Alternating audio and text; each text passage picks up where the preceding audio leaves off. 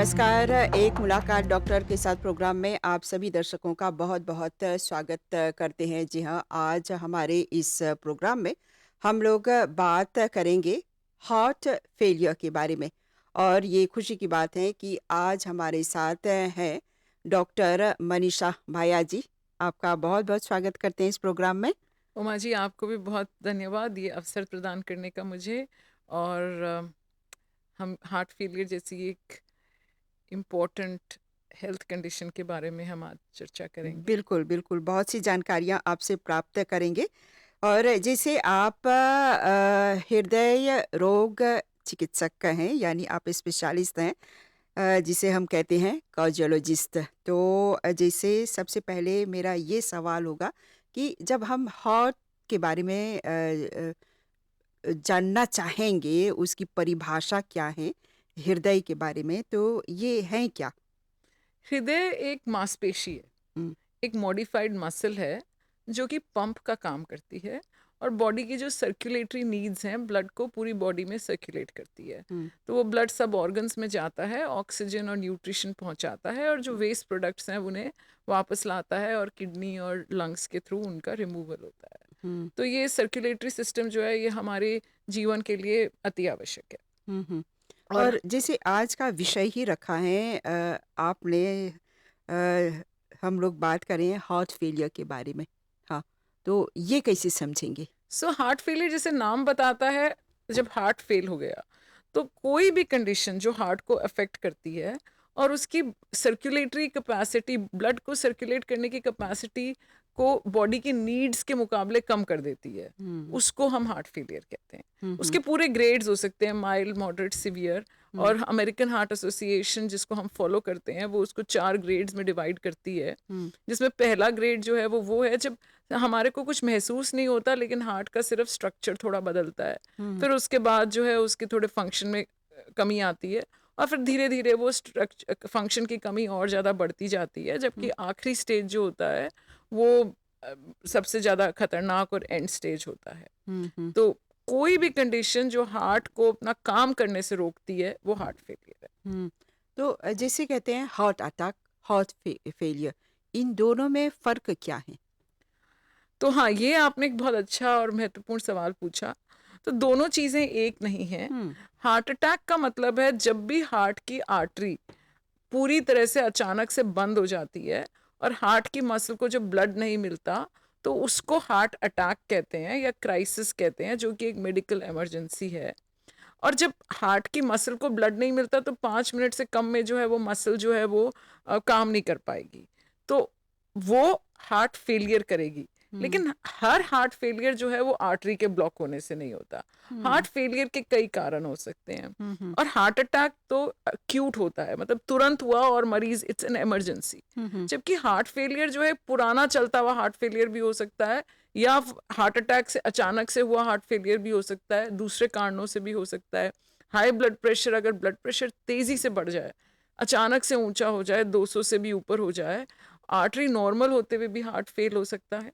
Heart का infection हुआ, muscle का इन्फ्लेमेशन हुआ, जैसे हमने कोविड में भी देखा था, और वैसे भी होता है, तो उसे मायोकार्डाइटिस कहते हैं, उसमें भी हार्ट फेल हो सकता है। हम्म, पैदाइशी जेनेटिक बीमारी हो सकती है जिसमें मसल की कमजोरी आ जाए, तो वो भी हार्ट फेलियर है। हम्म, और हार्ट में वाल्व्स होते हैं, वो काम नहीं करें तो वो भी हार्ट के फंक्शन से इंटरफियर करेंगे, वो भी हार्ट फेलियर है। तो बहुत सारे कारण। हम्म, और एकदम तुरंत हुआ अक्यूट हार्ट फेलियर भी होता है, लंबा चलता हुआ हार्ट फेलियर, क्रॉनिक कंडीशन भी होता है। हम्म, हार्ट अटैक एक अक्यूट कंडीशन है जिसमें आर्टरी का तुरंत बंद होना हार्ट अटैक हम्म। करवाता है। तो जैसे आप मॉरिशस में हैं, लगभग 14-15 वर्षों से मॉरिशस में आप यहाँ हैं, और बहुत से मरीज आते होंगे आपके पास। और जैसे आप प्राइवेट में काम करती हैं, तो मॉरिशस में आपने क्या ऑब्जर्व किया है, स्थिति क्या है इस विषय को लेकर? तो ये जो टॉपिक जो मैंने हार्ट फेलियर हमने आज चूज किया, उसका एक बहुत बड़ा कारण है कि हार्ट फेलियर के मरीजों की संख्या जो है वो मॉरिशस में बढ़ रही है। हम्म, और बढ़ क्यों रही है? इसलिए बढ़ रही है क्योंकि हम अब हार्ट की जो बीमारियां हैं, जैसे हार्ट अटैक है, हम उसमें प्राइमरी एंजियोप्लास्टी करके तुरंत आर्टरी में स्टेंट डाल देते हैं, तो वो लोग अब ज़्यादा जिंदा रह रहे हैं। तो जब वो ज़्यादा जिंदा रह रहे हैं वो अच्छी बात है, हुँ, लेकिन उनको हार्ट अटैक हुआ तो उसका लॉन्ग टर्म नतीजा कई बार हार्ट फेलियर में एंड अप होता है, हमेशा नहीं बट होता हो हुँ, हुँ, सकता है। दूसरा, अब हमारी ये भी एक अच्छी बात है कि हमारे यहाँ डायबिटीज़ का इलाज है, दवाइयाँ आराम से उपलब्ध हैं, कोलेस्ट्रॉल, स्टैटिन्स लोगों में अवेयरनेस है, तो वो सब दवाइयाँ ले रहे हैं। तो उससे अच्छी बात हुई है कि हार्ट अटैक तो थोड़ा-सा मतलब कम हो रहा है एकदम एक्यूट फॉर्म में, लेकिन अब वो धीरे पर हार्ट पे इफ़ेक्ट तो है ही ना, डायबिटीज़ भी है, ब्लड प्रेशर भी है, वो बीमारियाँ तो पूरी तरह से गई नहीं है, उनका तो नंबर काफ़ी है। अभी हमारे एनसीडी सर्वे ने भी बोला कि 30 टू 35% ओबेसिटी और हाई ब्लड प्रेशर, डायबिटीज़ है। हुँ, हुँ, तो ये सारे कारण आर्टरी के ब्लॉकेज के थ्रू भी एक्ट करते हैं, डायरेक्ट भी एक्ट करते हैं, हुँ, और ओबेसिटी तो बढ़ रही है, तो हार्ट फेलियर बढ़ रहा है। और हुँ, फाइनली उम्र, लोग लंबा जी रहे हैं, तो हुँ, लंबा जीने से भी जो है हार्ट फेलियर बढ़ रहा है। हुँ, तो हार्ट अटैक का नंबर तो हमारा लगभग बराबर सा ही रहा है, वो डेटा ज़्यादा बताएगा बट लगभग बराबर है। लेकिन हार्ट फेलियर जो बाकी कारणों से भी होता है, वो है, पुराने कारण भी हैं, नए कारण जैसे ओबेसिटी रिलेटिवली ज़्यादा बढ़ रही है, लंबी उम्र, वो भी जो है ऐड अप हो रहा है और हार्ट फेलियर का नंबर बढ़ता जा रहा है। हुँ। तो कैसे इसको हम लोग कैसे कहेंगे इस स्थिति को सँभाल सकते हैं? जैसे एक आदमी जो है आम आदमी उसे नहीं पता चलता है कि उसे कब ये हृदय संबंधी बीमारी हो जाएगी। हाँ। तो अब एक ये बात है कि हम सबको पता है, अगर अचानक से सीने में दर्द होना है तो हम इमरजेंसी के लिए जाते हैं। हार्ट फेलियर कई बार तो इस तरीके से प्रेजेंट कर सकता है कि एकदम से तेज सांस में दिक्कत हो, फिर तो हर एक आदमी ही अस्पताल जाएगा, डॉक्टर अपना काम करेंगे, उसको डायग्नोज करेंगे, मैनेज करेंगे। हुँ, लेकिन बहुत बार एक हार्ट फेलियर का वो फॉर्म भी है जो धीरे धीरे से आता है। हुँ, हार्ट की मसल धीरे ही कमजोर होना शुरू होती है, या वाल्व का लीकेज बढ़ता है, या वो सही तरीके से काम नहीं करता। और ज़्यादातर ये थोड़ा बढ़ती हुई उम्र में होते हैं, तो आपको जो है स्पेसिफिक कोई सिम्टम जैसे सीने में दर्द होना नहीं भी होता, हो सकता है कुछ और भी ना हो, बट सिर्फ एक सिम्टम हो सकता है कि आपको थकान महसूस होती है, हुँ, हुँ, पहले आप जितना काम करते थे उतना नहीं कर पा रहे। तो आदमी सोचता है मेरी थोड़ी उम्र बढ़ गई है, या तो इसलिए, या वो थोड़ा कम चलना फिरना, एक्टिविटी कम कर देता है, तो पता नहीं लगता। तो इसीलिए हमारे को हार्ट फेलियर कई बार धीरे धीरे होता है। तो अब हुँ, आम आदमी कैसे पता कर सकता है? सबसे पहले तो ये है कि अगर आपके पास हार्ट को अफेक्ट करने वाले रिस्क फैक्टर्स हैं, जैसे आपका मोटापा है, डायबिटीज़ है, ब्लड प्रेशर ज़्यादा है, आप अल्कोहल या स्मोकिंग या कोई भी ड्रग ले रहे हैं, या आप ज़्यादा एक्टिव नहीं हैं, या पारिवारिक आपका जेनेटिक हिस्ट्री है कोई भी आपके, एक तो ये सारे कारण हो तो आपको रेगुलर चेकअप कराना चाहिए डॉक्टर से। हुँ, दूसरा, अगर आपको जो है अचानक से लगता है कि आप पहले ठीक फ़ील कर रहे थे बट अचानक से आपको थकान या कोई अनईज़ीनेस, हुँ, या आप पहले सीढ़ियाँ 4 मंज़िल चढ़ जाते थे फॉर एग्ज़ाम्पल, और अब आप 3 में ही थकने लग रहे हैं, या साँस भर रहा है, या आपको पैल्पिटेशंस की दिल का तेज़ धड़कना, ऐसा कुछ भी लगे, या डिस्कम्फ़र्ट भी हो सकता है, ऐसा नहीं है, हुँ, भारीपन भी हो सकता है। कोई भी ऐसी चीज़ हो तो तुरंत आप जो है, हमारे पास इनफ कार्डियक फैसिलिटीज़ हैं, ईसीजी है, एको है, और बाकी जितने भी सिंपल टेस्ट हैं वो हमारे पास मॉरिशस में काफ़ी जगह उपलब्ध हैं। तो हुँ, हमें कहीं भी जो हमारे घर के पास हो या जहाँ हमें उचित लगे, हमें कराना चाहिए। हुँ। और आप एक बार उस हेल्थ केयर फैसिलिटी में जाएंगे तो वो जो अप्रोप्रिएट जो स्पेशलिस्ट है, जिसको आता है पकड़ना, वो पकड़ के आपको बताएगा कि भाई हार्ट फेलियर है या नहीं है, और आगे का रास्ता भी आपको हुँ। बताएगा। यानी कई कारण जिसे आपने बताया ये भी हमने देखा है कि अक्सर बहुत से लोगों को दर्द होता है जिसे लेफ्ट हैंड साइड में जैसे यहाँ पे कंधे पे या फिर हाथ में या पीठ पर तो ये एक कारण है। ये दर्द होना मस्कुलर भी हो सकता है, हार्ट अटैक का हुँ, साइन भी हो सकता है। पहली चीज़ तो हर दर्द जो है वो कार्डियक नहीं है। हुँ, दूसरा बात जो है वो ये है कि दर्द जो है बेसिकली हार्ट की मांसपेशी को कम ब्लड फ्लो को इंडिकेट करता है, तो वो हार्ट अटैक के डायरेक्शन में ज़्यादा जाता है। हुँ, बट हार्ट अटैक भी तो हार्ट फेलियर करेगा, हुँ, तो चीज़ें तो इंटर रिलेटेड हैं। हुँ, हुँ, पर एक बहुत इंपॉर्टेंट बात याद रखने की है कि इवन हार्ट अटैक का भी सबसे कॉमन सिम्टम दर्द होना नहीं है, सडन डेथ है। हुँ, ये एक सबसे 50% या उससे अधिक लोगों में सबसे पहले कोई सिम्टम नहीं होता, सडन डेथ होती है। तो दर्द तो चलो है, तो आपको डॉक्टर के पास जाना है, बट हुँ, जो मैं कहना चाह रही हूँ कि बिना दर्द के भी अगर थकान, मैलेज या मतलब है ना थोड़ा सा सांस भर जाना या लगना कि मेरा दिल जो है वो तेज धड़क रहा है या इरेगुलर, इन चीज़ों को भी जो है वो नेग्लेक्ट नहीं करना। और कई बार कोई एक स्पेसिफिक सिम्टम नहीं होता, बट आपको लगता है मैं ठीक नहीं फील कर रहा, हुँ, कुछ हुँ। है जो मुझे ठीक नहीं लग रहा, उसको आप एक शब्द में नहीं डाल पाते हो। हुँ, हुँ। वो भी अगर है तो, और खासकर आप में अगर रिस्क फैक्टर्स हैं कि भाई जो मैंने अभी आपको बताए, हालांकि उस पे सीमित नहीं है बट वो कॉमन है, अगर वो है या वो नहीं भी है, अगर आप ठीक नहीं फील करें तो एक बार डॉक्टर की राय लेने में कोई हर्ज नहीं है। हुँ, उनको इन्वेस्टिगेट करने दो, फिर वो बताएंगे। मैं ये नहीं कह रही कि हर बार आप ठीक नहीं फील कर रहे हैं आपको हार्ट फेलियर ही है, हुँ, बट फिर भी इस बात को इग्नोर नहीं करना चाहिए। अवेयरनेस ज़रूरी है। हुँ, अवेयरनेस होगी तो हम कुछ करेंगे। अगर हुँ, अवेयरनेस ही नहीं है तो फिर हमें पता ही नहीं लगेगा और वो एंड स्टेज आ जाएगी। हुँ, और इसलिए भी ज़रूरी है क्योंकि अर्ली स्टेज में पकड़े गए हमारे पास काफ़ी अच्छा इलाज अवेलेबल है। हुँ, हुँ। तो जिसे हमने देखा, कहीं पढ़ा भी, देखते हैं कि महिलाओं में 5 महिलाओं में 1 महिला को ये हार्ट फेलियर होने का खतरा बना रहता है। हार्ट फेलियर का प्रेवलेंस महिलाओं और आदमियों में कुछ ज़्यादा फ़र्क नहीं है, लेकिन हुँ, कारण थोड़े-थोड़े फ़र्क हो सकते हुँ, हैं। बाय एंड लार्ज दोनों सेक्सेस में बराबर सा ही है, लेकिन जैसे आर्टरी का बंद होना और हार्ट अटैक जो है औरतों में लगभग 10 साल लेट होता है। तो अगर आदमी में एवरेज 40 साल में होगा तो औरत में 50-60 के हुँ, आसपास होगा, तो उम्र का वैसे फ़र्क है। हुँ, हुँ, दूसरा, कुछ जेनेटिक डिसऑर्डर्स हैं जैसे कि जो कि फीमेल्स में ज़्यादा हैं, वो जैसे इन्फ्लेमेटरी डिसऑर्डर्स हैं, तो वो रिमेटॉइड डिसऑर्डर्स जो हैं वो औरतों में ज़्यादा होते हैं। हुँ, उससे रिलेटेड जो हार्ट फेलियर है वो थोड़ा फीमेल्स में ज़्यादा है। हुँ, कुछ एक पर्टिकुलर टाइप के हार्ट फेलियर्स हैं जो फीमेल्स में ज़्यादा है, बट बाय एंड लार्ज औरतों में और आदमियों में बराबर सा ही प्रोपोर्शन है। कारण फ़र्क हो सकते हैं थोड़े हुँ, बहुत। हुँ। डॉक्टर जी, हमें बताएँ कि जब हम इस विषय पर बात कर रहे हैं, तो ये जैसे एक काफ़ी चिंता का भी विषय है।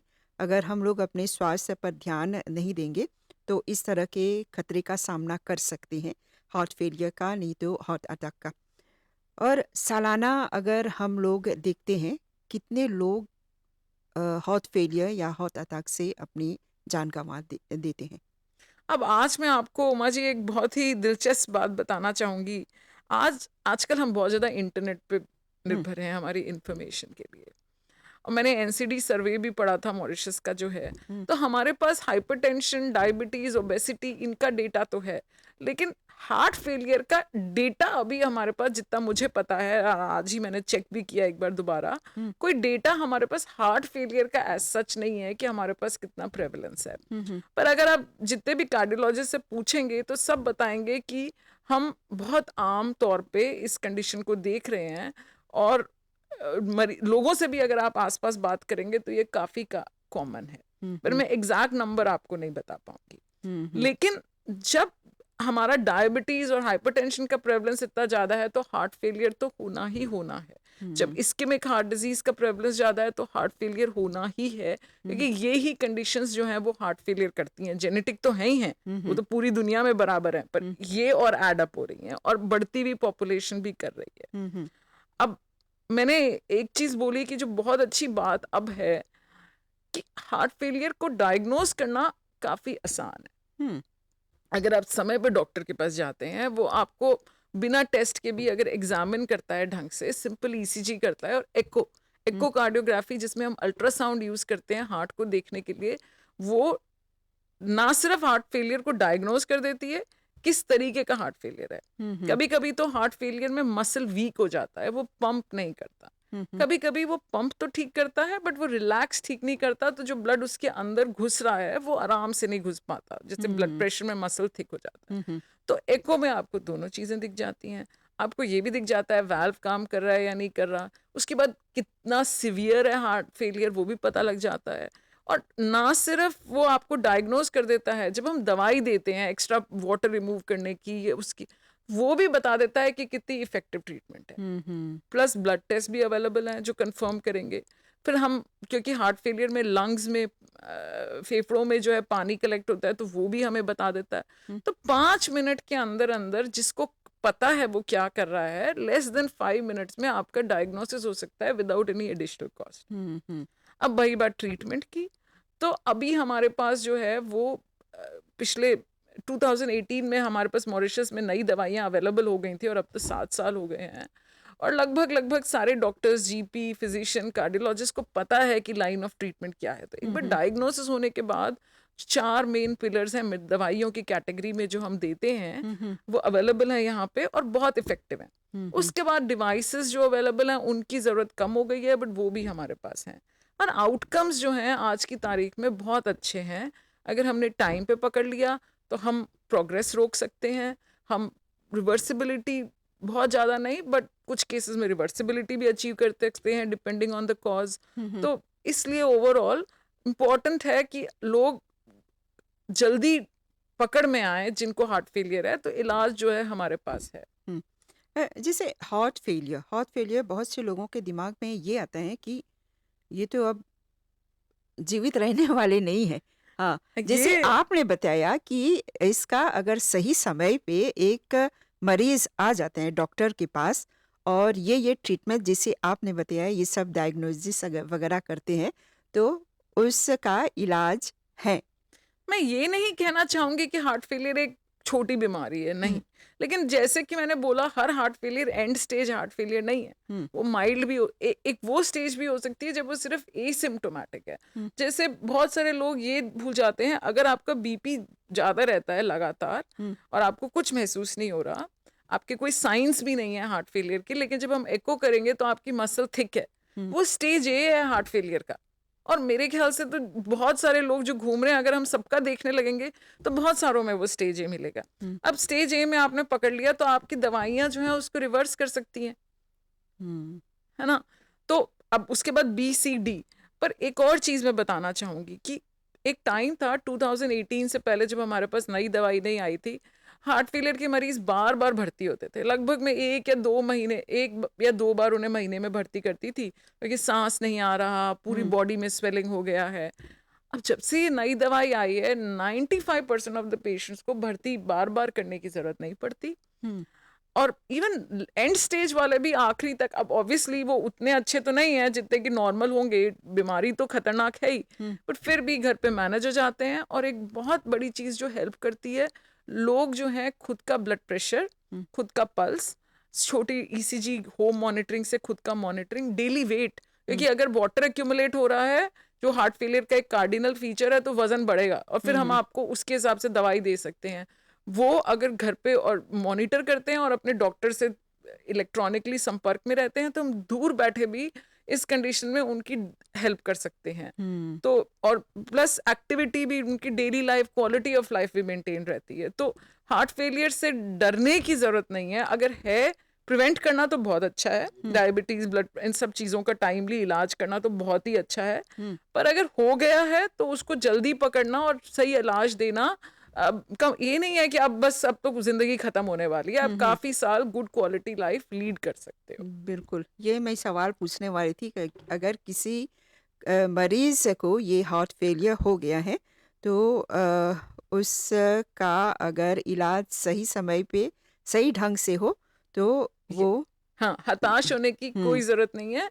रिलेटिवली ना सिर्फ quantity of life, quality of life भी मेंटेन रह सकती है। हाँ, और ये हम देख रहे हैं जिसे इंटरनेशनल हेल्थ ऑर्गेनाइजेशन की तरफ से ये बताया गया है कि हर वर्ष काफ़ी लोग मरते हैं ये हार्ट फेलियर या हार्ट अटैक से। ये आंकड़ा बता रहे हैं करीब 17 मिलियन लोग। काफ़ी है।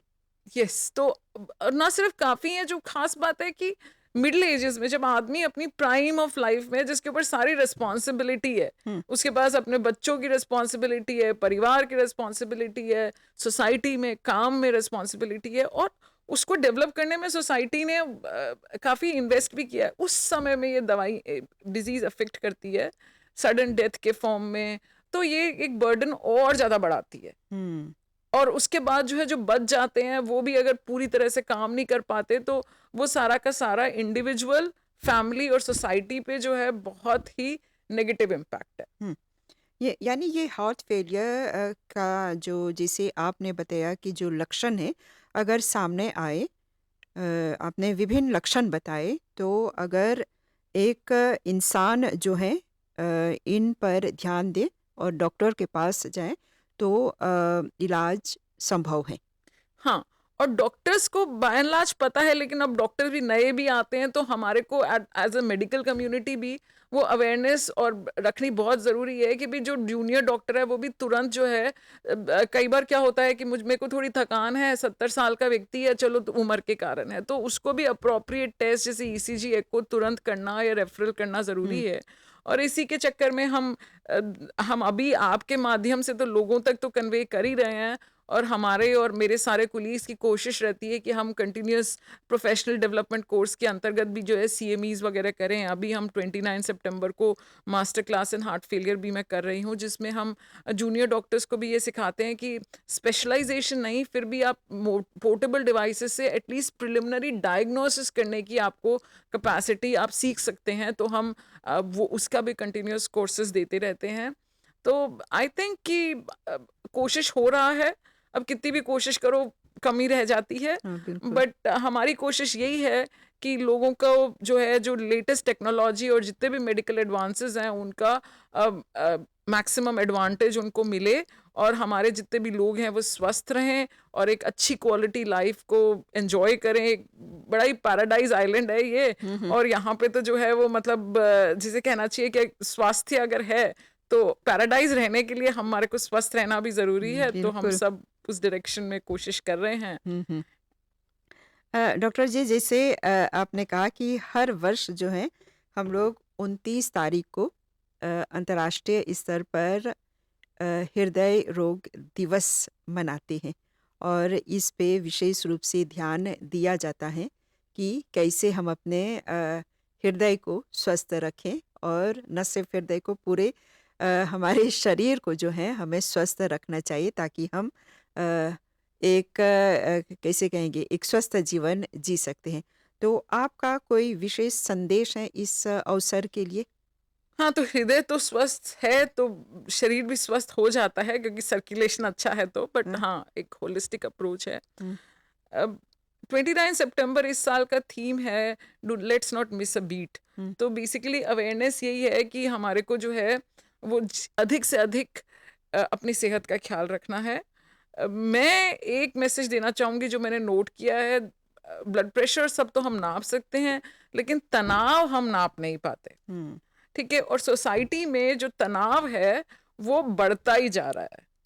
और आज जो है मैं जो है ध्यान जो दिलवाना चाहूँगी, और ख़ासकर जो हमारा यूथ है, अब मेरे पास अधिक से अधिक यंग पेशेंट्स आ रहे हैं, और हुँ, एक डिनोमिनेटर जो उनमें है वो स्ट्रेस है, और वो स्ट्रेस फिर लीड करता है बाकी सारे ब्लड प्रेशर, डायबिटीज़, मोटापा और बाकी सारी चीज़ों, डिप्रेशन हुँ, वगैरह-वगैरह हुँ, में।